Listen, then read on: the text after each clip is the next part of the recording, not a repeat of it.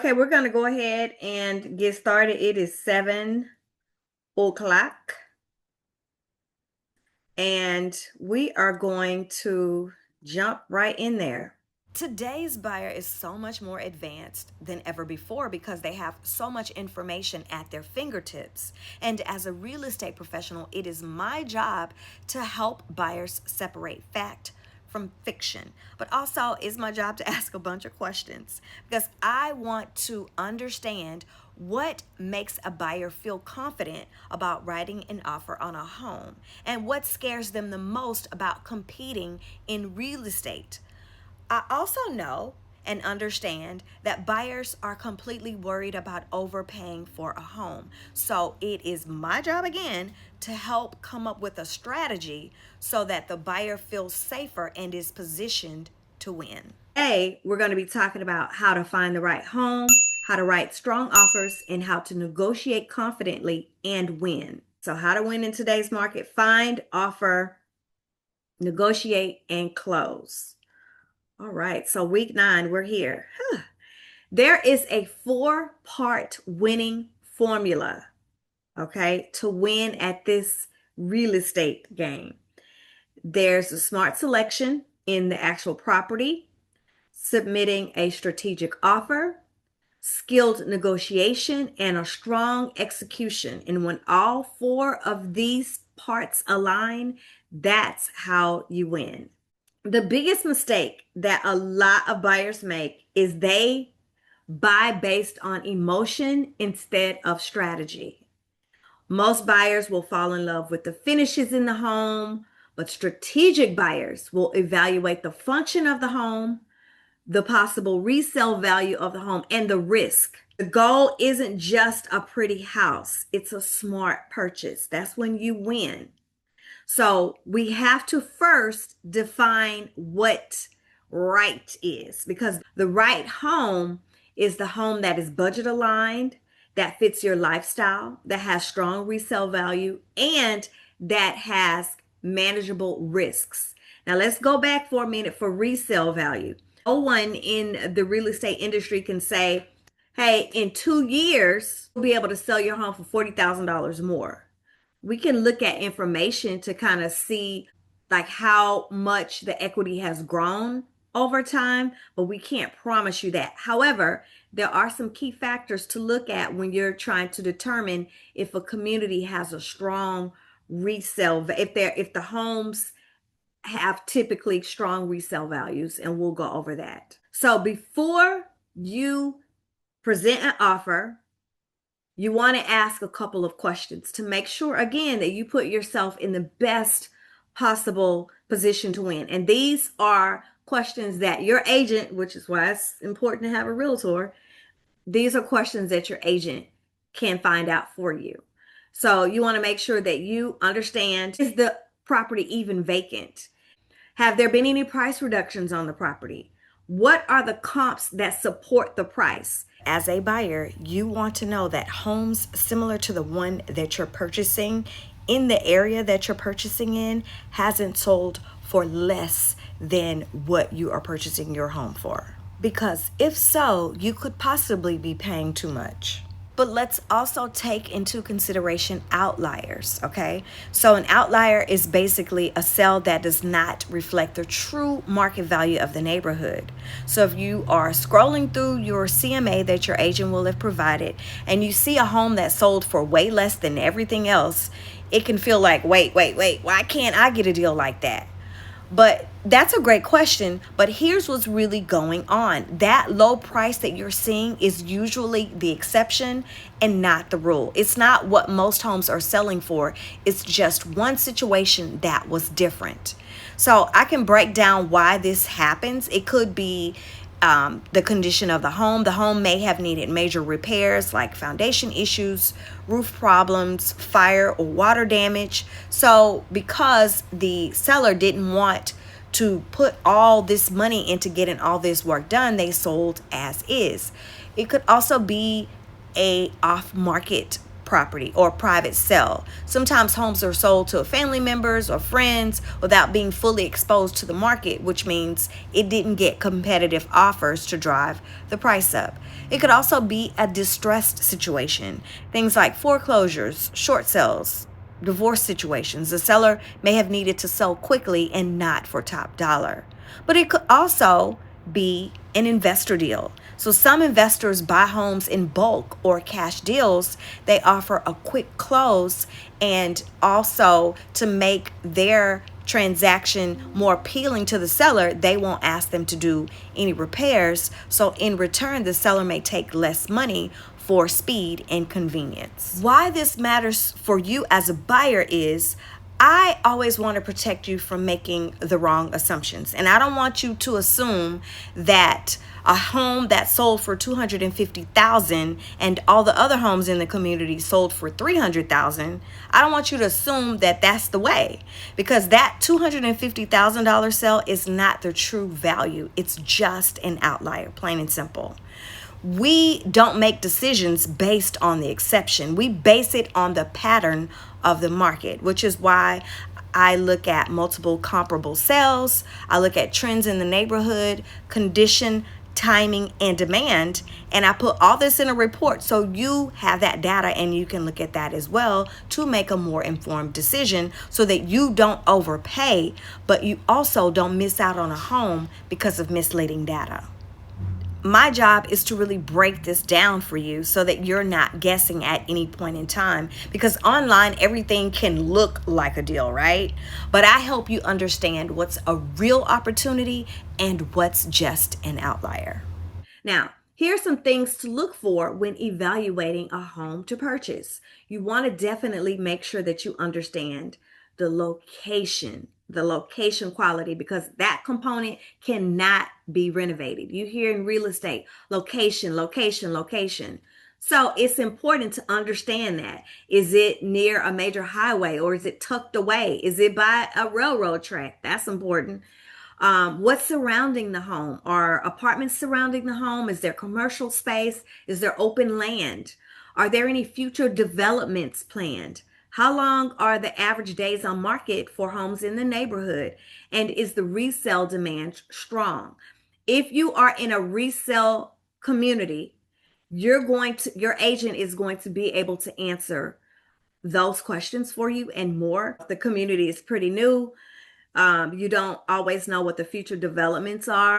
You want to make sure you are taking a look and taking it in to understand the lot positioning and the exterior factors. These matter more than buyers realize. You want to look at a corner lot versus an interior lot. Is the lot directly back up to a busy road? Is it next to a retention pond? Does it face west, which gives on a harsh afternoon heat here in Texas? Is the drainage sloped? Does water run towards the house? You always want water to run away from your foundation. You're also going to check to understand the age of the roof, if there are any foundation cracks, and foundation issues aren't always easily seen, especially if there's been some rehab that has taken place on resales. But doors that are hard to open and close, windows that are hard to open and close, those are the indicators that possibly there could have been some foundation issues. In most cases, you'll just be able to go out and walk the exterior, the perimeter of the property, to see discoloration in the concrete. So the fresher concrete where the piers were, well, it's going to look different than the other concrete. So there are signs where you can determine if there has possibly been any foundation issues. So obviously what I'm telling you right now to check, these are on resales. Age of the roof, foundation cracks, brick separation.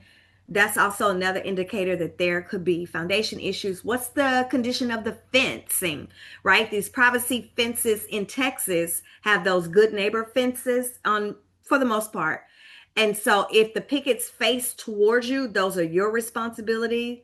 If the pickets face away from you, that's your neighbors. But what kind of neighbor do you have, right? Are they going to wait until the fence completely falls apart, or are they going to try to fix it? So Those are things to check as well. And then, are there any tree roots towards the foundation? Because if so, then that could, maybe there are no foundation issues now, but that could be an indicator that that could be the reason for foundation issues in the future. You also want to check to see if the floor plan is functional, okay? So forget staging for a moment. You want to ask, does the layout make sense for your lifestyle, for your family? Is there a bedroom downstairs? Do you need a bedroom downstairs? Is the primary bedroom isolated or noisy? Are the bathrooms positioned well in the property? Is there enough storage space? Open concept is popular, but for functionality, does that make you happy and your family happy long term? You got to ask those questions. And then the mechanical systems. Now, this is where the dollars count, right? Don't be emotionally led when you're purchasing a home. I know that is easier said than done, but we want to make sure we keep our emotions in check. So, the big mechanical issues to look at is the age of the HVAC, okay? In Texas, with this hot ass weather, you want to make sure that you have a functioning HVAC system, right? What's the age of the water heater? Is the electrical panel in good condition? What's the plumbing type? Is it galvanized? Ooh, that's old, right? We want to get rid of that. Or is it the new PEX piping, which that's what you want? The windows, are the windows old? How old are they? Are they the original windows from when the home was built? Have they been updated? This is going to help you with your electric bill, right? Because the newer the windows, the better for you to have a lower electric bill, right? A pretty kitchen is not going to matter if your HVAC goes out. So again, we want to check the age of all of those things. On a resale, typically you're going to have a seller's disclosure notice, which is the report card for that property. On a new construction, not so much, but this is why home inspections matter, right? This is why you want to get those properties inspected.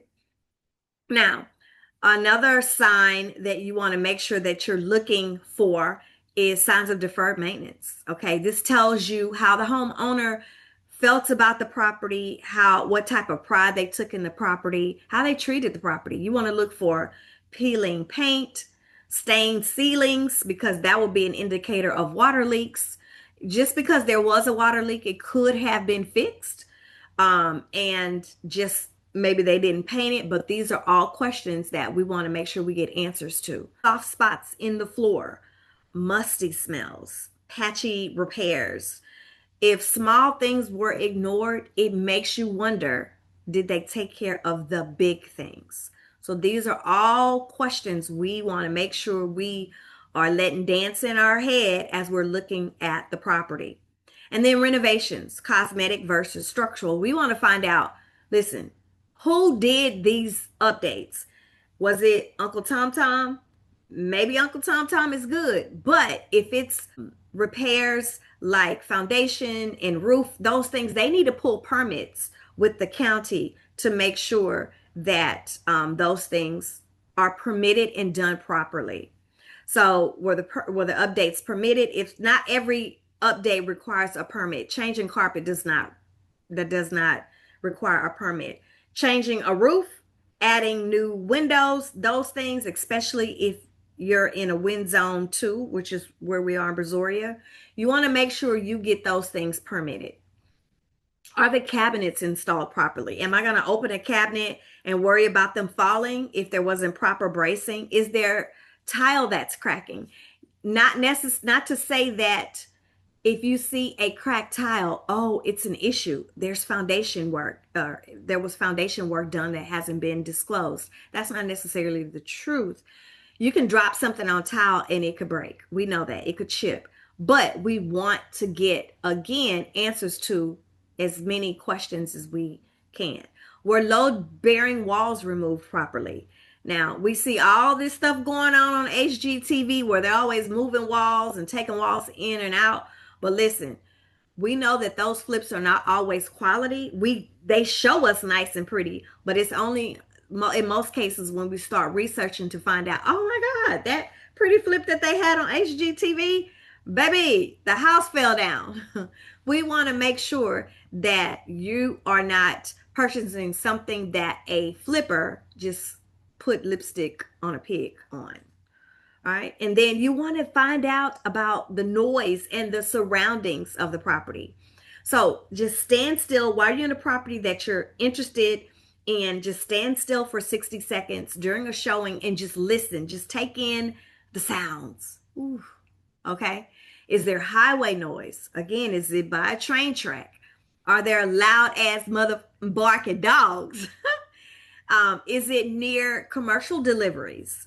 What are the school patterns? And we want you to ask these questions because if we go out to look at a house at 2 or 3 o'clock on a school day, that's going to be completely different than 7 a.m., 7 p.m., 8 a.m., 8 p.m. So I always tell my people, if you have found a home that you think could be the home, drive through that area at night and on the weekends before we put in an offer, if time allows, because that's when you're really going to see what this community is. And then you're going to make sure you are paying attention to the natural light and the direction of the light. Texas buyers often overlook this, but now everybody wants a nice IG friendly home where they can take pictures and things like that. But where does the sun hit the home in the afternoon? Does the backyard get shade? Does it get enough shade? Are rooms dark during the daytime? Natural light impacts resale more than people think because natural light impacts how you feel. The sun hitting your skin, giving you that vitamin D, makes you feel good, makes you feel energetic, makes you more positive. So you want to take a note of those things. Now, future resale potential. Even if you think this is your forever home, you want to ask yourself, is this a 3 bedroom home in a neighborhood of mostly 4 bedrooms? 4 bedroom homes? Is it the smallest house on the block? Is it backing to something undesirable? Would this be easy to rent out if needed? You have to buy with an exit strategy. I'm seeing a lot of people who just in the pandemic, I'm now seeing those people who don't necessarily have enough equity in their home, but they want to move, right? They have to move there. In most cases, the home is too small, and so what they have to do is think about renting that house out and purchasing another home. So we always want to buy with an exit strategy, and then we have to understand the HOA restrictions. So you want to evaluate the HOAs. You want to find out if homes in that area can even be rented. What are the rules for the exterior? Can you paint your house? Can you paint your door a certain color? What the upcoming assessments are, the overall community condition. Are you going through the neighborhood and seeing people changing their brakes in the driveway? Like, what's going on? A poorly managed HOA impacts the value. I know people do not like HOAs. The purpose of HOAs is to maintain your home's value and keep some type of uniformity in the area. So when run correctly, it can be a really good thing. So, what most buyers get wrong? Oh, Lord. Again, they shop based on feelings, emotions, right? They're going in the house and they're like, oh my God, these countertops are terrible. The paint is terrible. The decor, there's a smell. Okay, those are all things that you can remedy really easily in most cases, right? Smell, if it's smoke, you have to paint and you have to do the air ducts and all that. But for the most part, these are things that we can remedy. What we cannot remedy, okay, on a property that you love and you like, I have to have this house, but then you realize it's structurally just not sound. The HVAC system is toe up from the flow up and old and just not working properly. The location is terrible. You cannot pick up a house because you love it and put it in a location that you want it to be in a location that you love. So those are things you can't fix. My professional buyer tip when touring homes is going to be evaluate those homes in this order: the location, the lot, the structure, the systems, the layout of the home, cosmetics is going to be last because cosmetics are the cheapest thing to change. Again, cosmetics would be countertops, paint color, those things right there. All right. When we find the home that you like and it checks all of those boxes, we're going to write you an offer. But we need you to understand what makes a strong offer. When we say strong offer, here is exactly what that means. Clean terms, which means that we're not overcomplicating this contract. We're making it plain, simple, and clear. So the cleaner and the easier it is to understand, the more attractive you as a buyer become to that seller. Now, strategic contingencies are basically inspections, financing, appraisals. They protect you as a buyer, but we don't want to overcomplicate it and throw everything in there at one time. So we use them strategically so that you are protected without scaring the seller away. Now, smart timing matters more than you think. So maybe the seller needs a quick close, or actually maybe they need to sell the home and they need a little bit of extra time because they're doing something else. Maybe they're buying another home that they're having built and they need that extra time, but they want to go ahead and identify a seller or a buyer, for their current home. When we align your offer with their timeline, this is what gives you as a buyer a huge advantage. And then for financial strength, this is where we show the seller that you are a serious buyer because you are pre-approved, you have a strong lender, you have solid earnest money, and all of these components together builds confidence. Now, at the end of the day, my job is simple. As your realtor, my job is to reduce the seller's fear or fears about accepting your offer and help them understand that you are a serious buyer. Because winning a home is not about overpaying. It's about putting together an offer that makes the seller feel comfortable choosing you as the buyer. And that is how we compete. Very smart, very strategic, in your best interest, and very demure. What I do is when I understand that my buyer has found the one and they understand everything that we just went over today and everything that we've gone over in the past 8 weeks, right? I'm going to call the listing agent and we're going to have a conversation. I'm going to make sure I understand what that seller needs and what will make the seller accept our offer. Okay.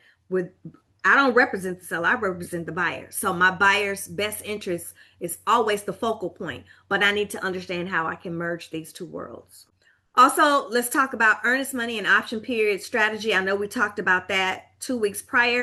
So again, earnest money shows seriousness. We talked about that. The option period protects the buyer. We talked about that. But the key is balancing protection with competitiveness. So there are times when we have to shorten the option period, when we have to increase the earnest money. And I never, ever, on a first-time home buyer, a move-up buyer, a buyer that's downsizing, I never advise waiving the inspection because it's risky. There is a certain sector of buyers that I will say, hey, baby, this is how you win this property. And that sector is investors. And I'm talking about not new investors, but seasoned investors, because they know about the strategy, they know about the risk. But I'm not going to play with a typical buyer's money by waiving this inspection. No. I will not advise that. Okay. And in the market that we're in now, March 1st, 2026, there is no reason to shorten your option period. Unless we're talking about, hey, I got a buyer, they want to do a 14-day option. Yeah, that's not typical, but everything is negotiable, right? And then in most cases, the earnest money is going to be 1% on a resale. We talked last week on what earnest money could be on new construction. Now, when we get to the offer part, we want to make sure that you understand that the homegirls at Beyond the Home Realty, we negotiate with confidence, because no negotiation is data. It's not emotion. We talked about emotions at the beginning of this, right?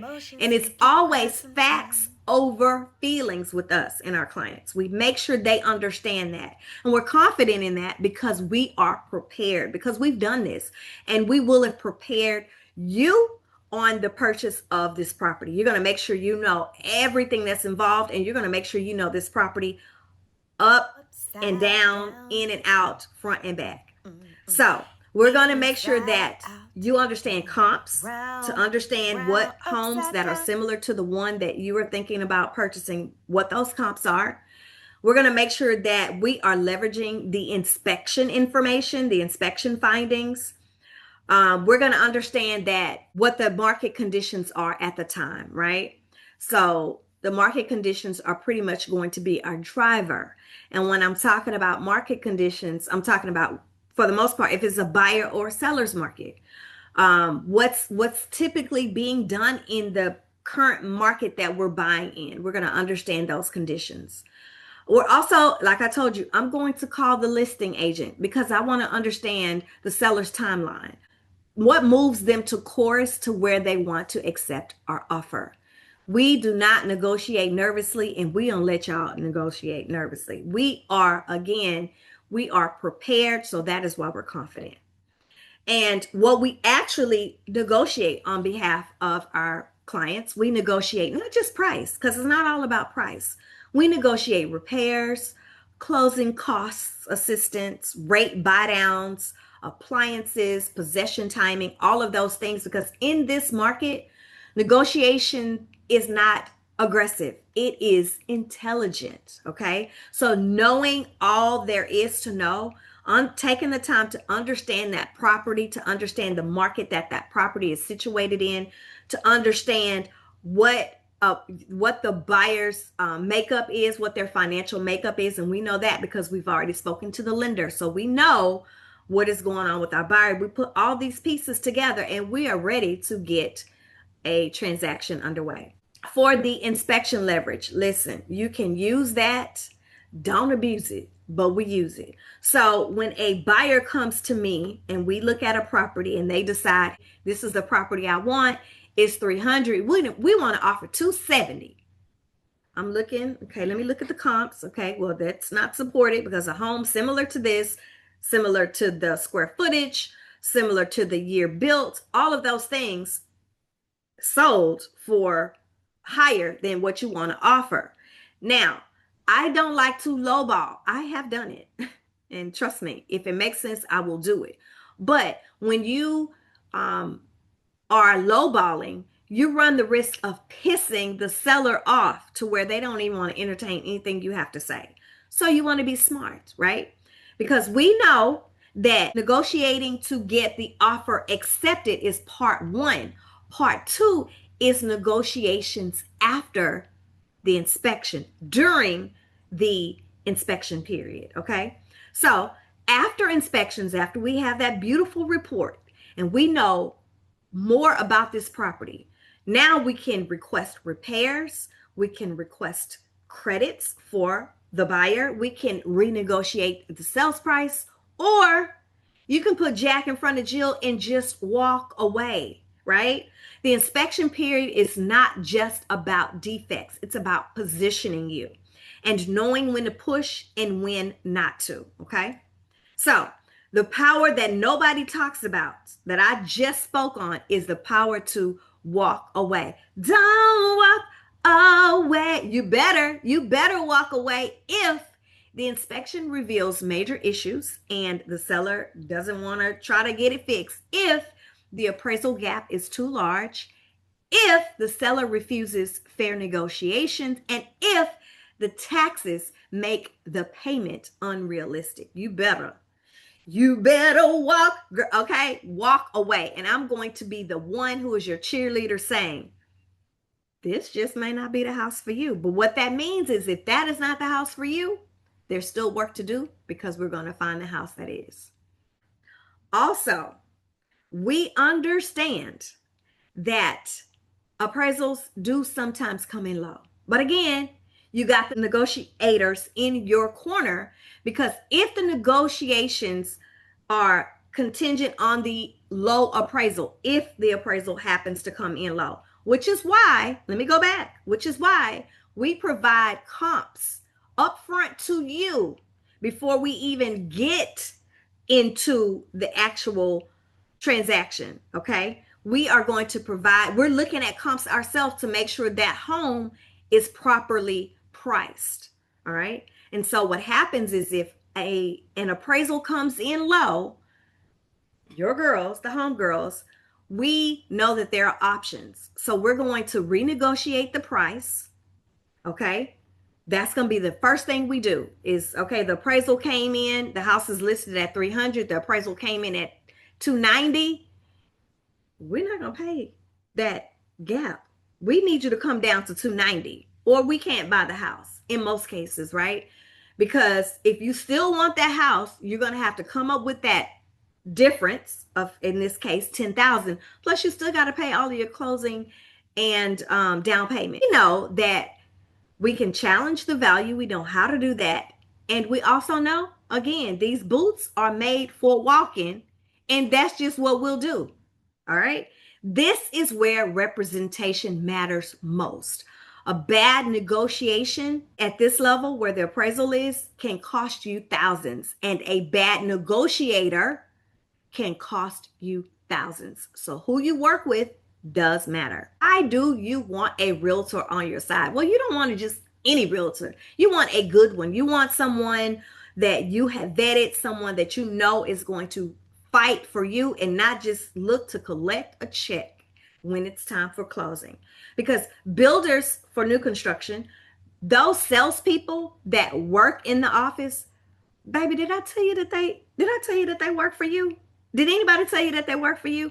If they did, they lied. I know I didn't tell you because I ain't gonna lie to you like that. Those salespeople work for the builder. Okay. The sellers have their agents. If it's a resale, they have a listing agent. You need someone that is working for you on your behalf for your best interest. You deserve someone whose only job is to protect your position. If this changed how you think about buying, imagine what it looks like to have someone executing this strategy on your behalf. Now, this is a really important concept, especially for first-time buyers, because this is where a lot of people make costly mistakes. So when we start looking at homes, everything is going to feel exciting and maybe a little overwhelming, but I want to simplify how we look at homes strategically. There are three types of homes you're going to come across: the emotional home, the strategic home, and the smart investment. So for the emotional home, this is the one that makes your heart skip a beat. You walk in and you're like, uh-oh, this is it. I love it, because it's beautifully staged, it smells amazing, and it looks like something off of television, off HGTV. But the catch is these homes are often priced higher than they should be because the sellers know that emotions drive decisions, and when buyers fall in love, they're more likely to overpay, rush the decisions, or compete aggressively. So we tell our buyers that it's okay to love the home, but we don't let emotions control the deal. The smart investment property is the home that makes sense on paper. So it may not give you butterflies right away, but it checks the boxes that actually matter long term. So an example of a smart investment home will be a home that's priced correctly based on the market that it's in, and a home that's located in a strong area with a reasonable tax rate and good resale potential. This is the home that helps you build wealth over time. So think of it like this is the home that your future self will thank you for.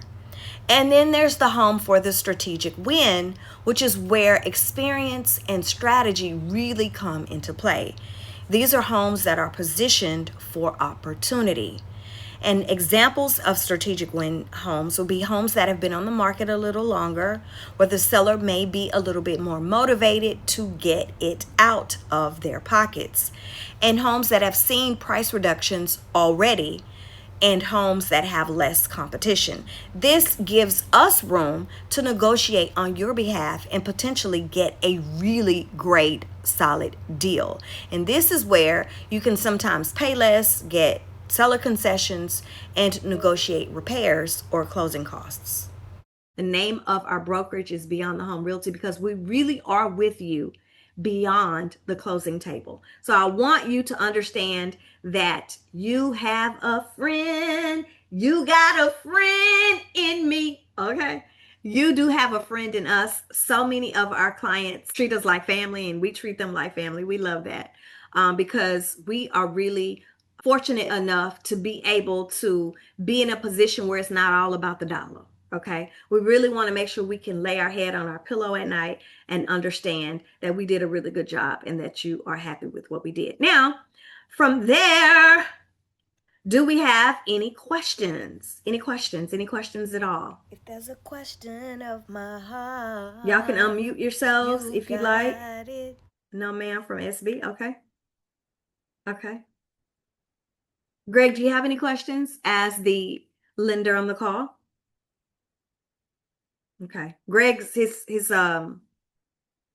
battery was about to die. Okay. Oh, I'm So, still here. Sorry. okay, you are. Okay. I was muted. Do you have any questions or did you want to add anything? No, good stuff. That's Good what I stuff. want to add. Okay. Okay. Now, Greg, go ahead and drop your information.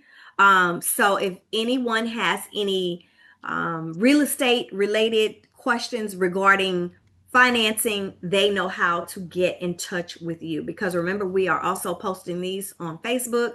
I'm sorry, on YouTube, so that it's evergreen content. So anybody watching it at any point in time, feel free to reach out to Greg. Greg, drop that information. Working on it. Oh, What did he say? I didn't hear you. What'd you say? Okay. So Greg's information, and I'll make sure that as in post, I'll make sure that I am putting this information up on the screen as well. But Greg can be reached at hold on, I got his number 713-824-3473. All right.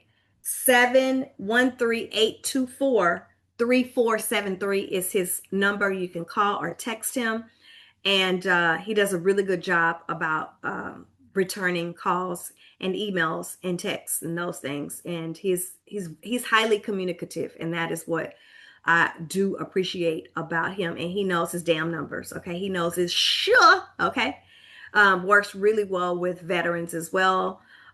So you do have that, and you have all of my information. Greg, are you there? Are you able to say anything if you want to? Okay.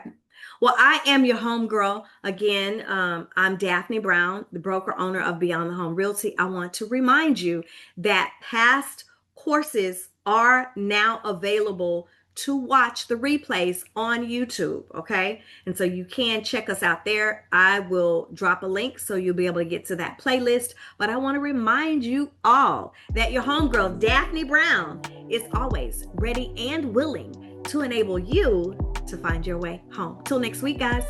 Bye.